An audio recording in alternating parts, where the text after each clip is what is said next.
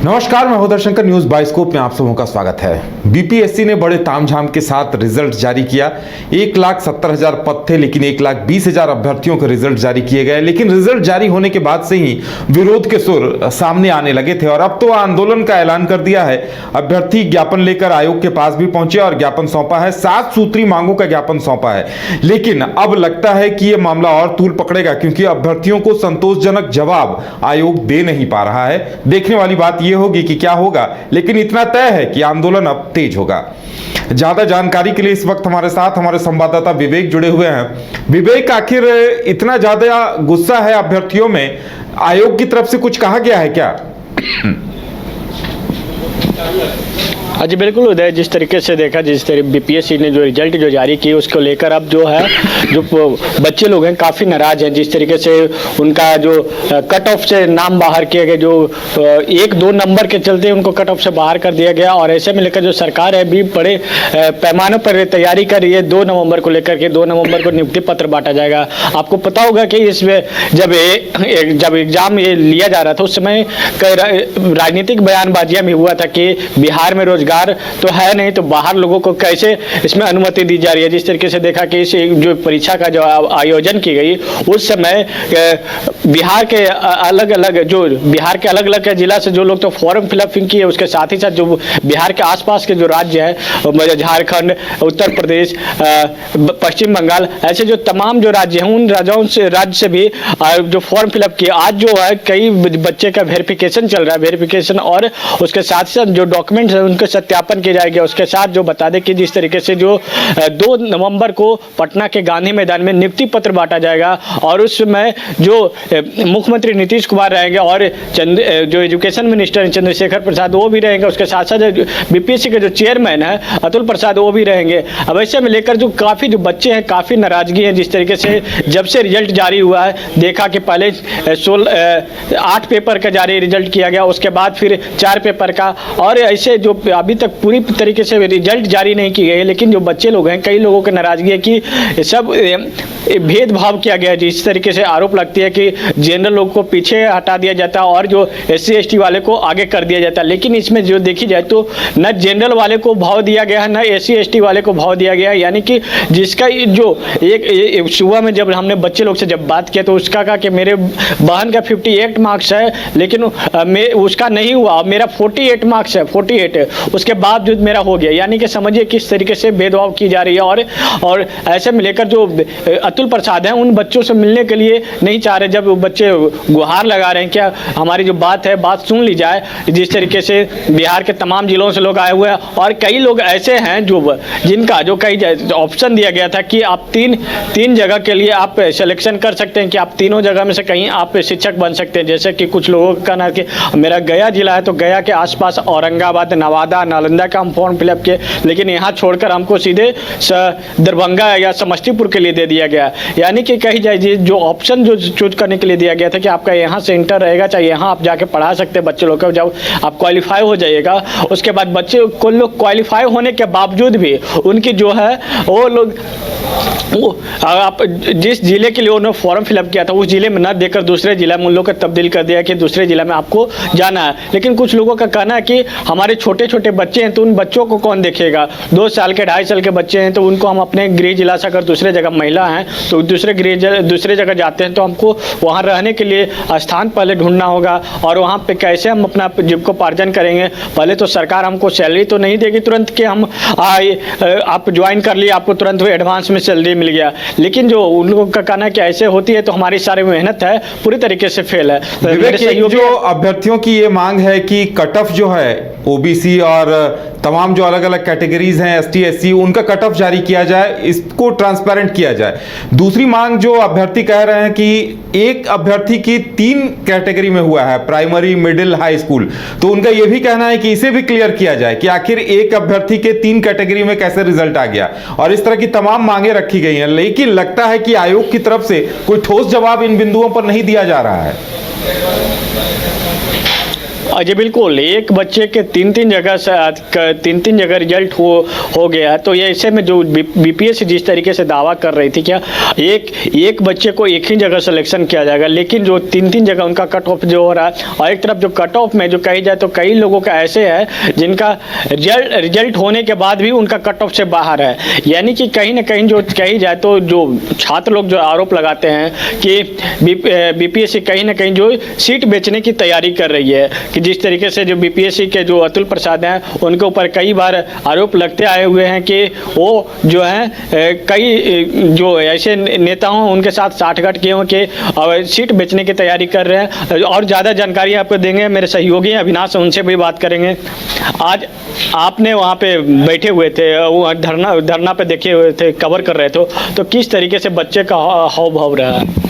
देखिए विवेक, ये साफ तौर पे जाहिर था कि जिस तरीके से बीपीएससी में जो परीक्षा जो दिया गया, जो भी बच्चे परीक्षा बीपीएससी की, तो उसके बाद रिजल्ट जो है अब हर दिन हर विषयों के आ रहे, इसी को लेकर नाराजगी थी।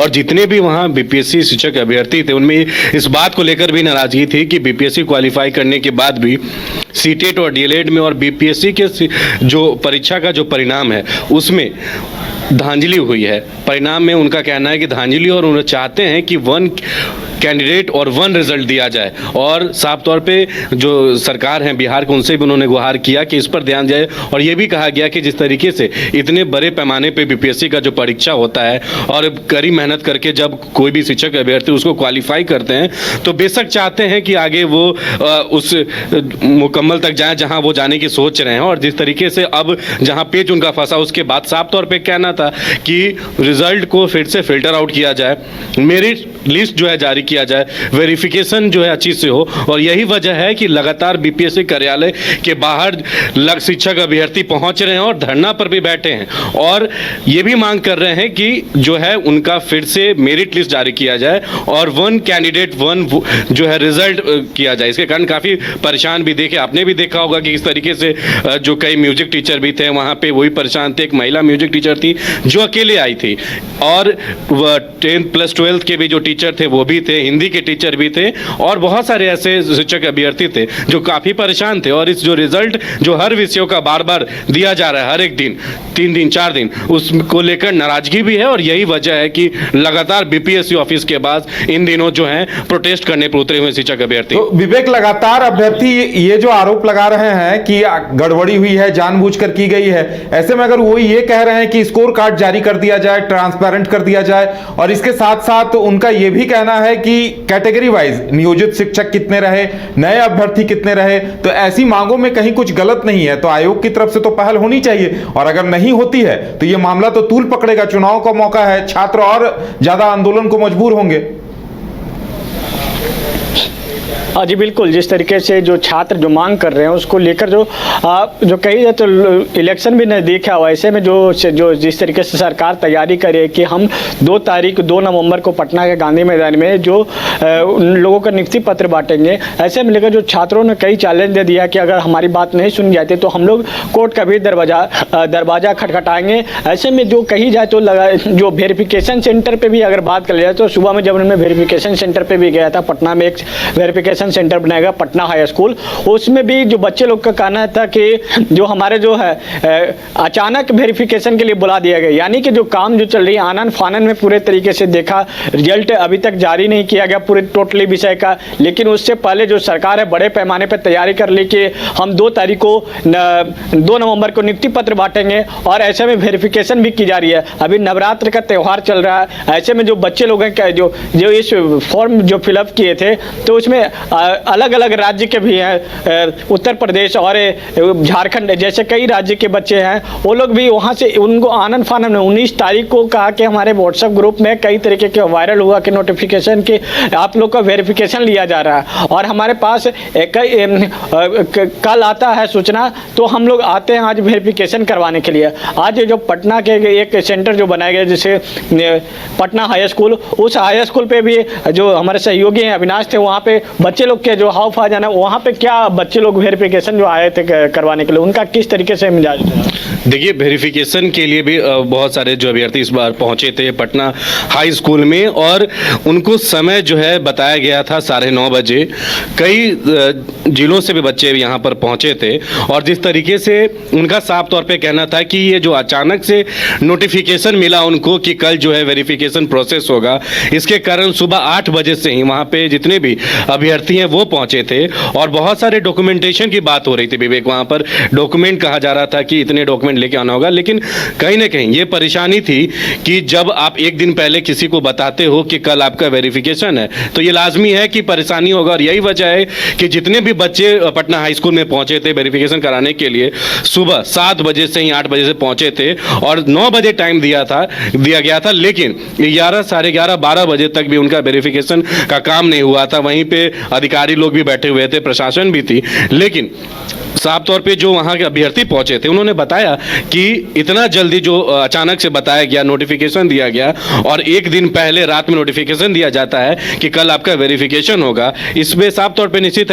तौर पे कहा जा सकता है कि परेशानी होगी। और यही वजह कि आज वेरिफिकेशन पे प्रोसेस जहाँ इसमें जिसमें सरकार जिस तरीके से ये 1,70,000 कुछ वैकेंसी जो निकाली, जिसमें अदर स्टेट के भी लोग हिस्सा लिए, बच्चे लोग, उन लोग बच्चे लोग अचानक उत्तर प्रदेश के हैं, अचानक पटना आएंगे, तो उनका तो समस्या का तो सामना करना ही पड़ेगा होगा। बिल्कुल यही वजह। लेकिन देखिए, जो बाहर रहते हैं उनको कम से कम ये भी सोचना चाहिए, जो भी इस आयोग में है या जो नोटिफिकेशन जारी करते हैं, कि जो बच्चे दूर से आते हैं या फिर जो बच्चे नज़दीक भी हैं, या जो अभ्यर्थी, हम बच्चे नहीं कर सकते, जो शिक्षक अभ्यर्थी हैं, हालांकि जो बीपीएससी क्वालिफाई कर चुके हैं, तो जो भी लोग दूर हैं उनके लिए तो कम से कम आप 2 दिन 3 दिन पहले नोटिफिकेशन दीजिए, जिस कारण से जो है ये जो समस्या बना, अचानक से बताया गया कि कल आपका वेरिफिकेशन जो है प्रक्रिया वो किया जाएगा, और यही वजह है कि इस परेशानी को झेलना पड़ा। और जो समय बताया गया था, निर्धारित समय बताया गया था 9 बजे, उस समय पर भी कोई काम नहीं हुआ, और उससे 2-3 घंटे बाद तक वहाँ रजिस्ट्रेशन के काम चलते रही,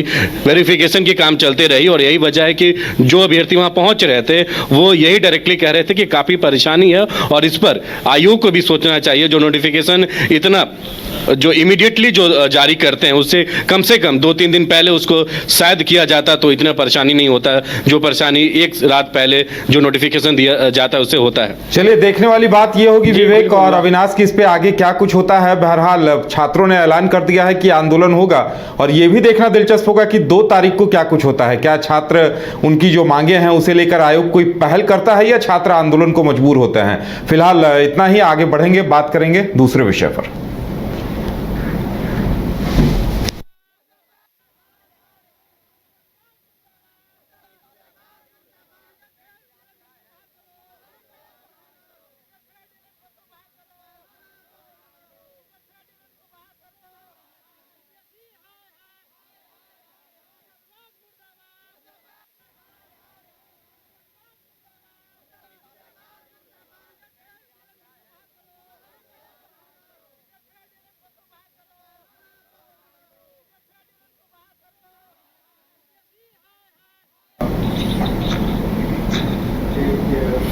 तो बिहार में एक कार्यक्रम के दौरान नीतीश कुमार ने मधेपुरा में बयान दिया था, तो दिन भर सियासी चर्चा उस बयान पर होती रही। अब ऐसे में ललन सिंह कहां चुप होने वाले थे। ललन सिंह उस पर रिएक्शन देने के लिए आए, और उन्होंने क्या कुछ कहा है सुनाते हैं हम आपको। करते हुए जब तक जीवित रहेंगे दोस्ती बरकरार रहेगी, फिर कोई मायने निकालेगा। कौन मायने निकालने की बात? जो मायने निकाल रहे हैं उनकी नीयत खराब है, उनका देखने का नजरिया गलत है, और जो उनका एजेंडा है उसी नजरिया से वो देखते हैं। मुख्यमंत्री जी ने कहा कि सब संबंध है, राजनीति करने का मतलब ये थोड़ी होता है कि हम अलग पार्टी में हैं तो हमारी दोस्ती नहीं है। हम लोग तो रोज कहते हैं कि सुशील मोदी जी हम लोग के मित्र हैं, सुशील मोदी जी को हम लोग की शुभकामना है। सुशील मोदी जी को फिर से भारतीय जनता पार्टी अगर राज्यसभा में बना दे तो हम लोग उनको शुभकामना देते हैं। हम लोग तो रोज बोलते हैं, इसका मतलब क्या है? सुशील मोदी की पार्टी में जा रहे हैं। तो बिहार में एक कार्यक्रम के दौरान नीतीश कुमार ने मधेपुरा में बयान दिया था, तो दिन भर सियासी चर्चा उस बयान पर होती रही। अब ऐसे में ललन सिंह कहां चुप होने वाले थे। ललन सिंह उस पर रिएक्शन देने के लिए आए, और उन्होंने क्या कुछ कहा है सुनाते हैं हम आपको। और ज्यादा जानकारी के लिए इस वक्त हमारे साथ हमारे संवाददाता अविनाश जुड़े हुए हैं, सीधे चलेंगे उनके पास। अविनाश, जिस तरह से नीतीश कुमार के बयान को लेकर दिन भर चर्चा हुई कि क्या वो फिर बीजेपी की ओर करीब जाते दिखाई दे रहे हैं, तो उस पर अब ललन सिंह अशोक चौधरी सफाई देने के लिए आए और ललन सिंह से कहीं न कहीं कहा जा सकता है कि हालांकि उन्होंने ये भी सफाई दी कि नीतीश कुमार से उनकी अदावत को लेकर या मनमुटाव को लेकर खबरें आती रहती हैं, ऐसा कुछ नहीं है। लेकिन ये भी साफ है कि कई लोग ये भी कहते हैं कि ललन सिंह जो है वो आरजेडी की ओर उनका झुकाव ज्यादा है। वहीं जेडीयू घेरे के धड़े के कुछ नेता ऐसे भी हैं जो बीजेपी की तरफ अभी भी झुकाव रखते हैं और उनमें से एक जो उपाध्यक्ष ललन पासवान थे, उन्होंने आज ही बीजेपी की सदस्यता ले ली है और अब वो बीजेपी में चले गए हैं। शायद कई के अभी भी जाने की बात है। तो इन सब के मायने क्या कुछ निकाले जाएं? जी देखिए, बिल्कुल जिस तरीके से मुख्यमंत्री नीतीश कुमार मोतिहारी के सभा में जो बीजेपी के साथ दोस्ती वाले बयान को लेकर उन्होंने कहा कि आजीवन जो है जब तक हम जीवित रहेंगे बीजेपी के साथ दोस्ती रहेगा। वहीं इसके बाद बिहार की सियासत में एक बड़ा जो है बयान को लेकर उलटफेर भी दिखा, कई तरह के मायने भी लगाने लगे। और ये भी जब जेडीयू के राष्ट्रीय अध्यक्ष ललन सिंह जब आज जेडीयू कार्यालय में पहुंचे, कई देर तक हम लोगों ने उनसे बात करने की कोशिश की। हालांकि आखिर बहुत देर बाद जब जेडीयू के राष्ट्रीय अध्यक्ष ललन सिंह ने इस चीज को लेकर बयान दिया, उन्होंने साफ तौर पे इस पूरे मसले को लेकर जब सवाल किया गया कि क्या इसके राजनीतिक मायने भी निकाले जा सकते हैं और मायने जो है बिल्कुल लगाया जा रहा है, उस पर ललन सिंह जो जेडीयू के राष्ट्रीय अध्यक्ष, उन्होंने साफ तौर पे कहा है कि जो भी नीतीश कुमार मोतिहारी में जो दीक्षांत समारोह में कहें उस पर कोई भी राजनीतिक मायने जो है लगाने का कोई तर्क नहीं निकलता। नीतीश कुमार सिर्फ व्यक्तिगत कुछ लोग को लेकर कहें कि उनसे उनका दोस्ती है और आजीवन रहेगा, इससे ये नहीं साबित होता। और नीतीश कुमार कभी ये चीज़ नहीं कहते और इससे ये भी साबित होता है कि नीतीश कुमार जी ने ये नहीं कहा है कि बीजेपी के साथ उनका पार्टी का जो है नाम नहीं उन्होंने नहीं लिया है। उन्होंने व्यक्तिगत किसी व्यक्ति के तरफ जो है इशारा करते उन्होंने कहा कि उनके साथ आजीवन दोस्ती रहेगा। वहीं जिस तरीके से अब जेडीयू के जो मंत्री हैं अशोक चौधरी, उन्होंने भी कहा है कि इससे जो माननीय नेता ने जो भी कहा है, नीतीश कुमार ने जो भी कहा है, उसका राजनीतिक मायने निकालने का कोई बात नहीं। वहीं ललन सिंह ने यह साफ तौर पे कहा है कि नीतीश कुमार कभी भी अब आने वाले समय में बीजेपी से समझौता नहीं करेंगे, उनको 2024 में बीजेपी मुक्त देश बनाना है। वहीं उन्होंने बीजेपी पर बड़ा पलटवार किया। हालांकि जब भी ललन सिंह बीजेपी पर बोलते हैं तो खूब बरसते हैं और कम ही जो है बयान देते, लेकिन आज भी उन्होंने साफ तौर पे कहा है कि बीजेपी ऐसी पार्टी है जो पीठ में छुरा भोंकने के काम करती है और ऐसी पार्टी के साथ मुझे नहीं लगता कभी नीतीश कुमार समझौता करेंगे। और जो भी मायने लगाया जा रहा है और जो भी आप लोग एक एजेंडा चला रहे हैं वो आप लोग चलाते रहिए, लेकिन इससे कोई तर्क नहीं निकलता है।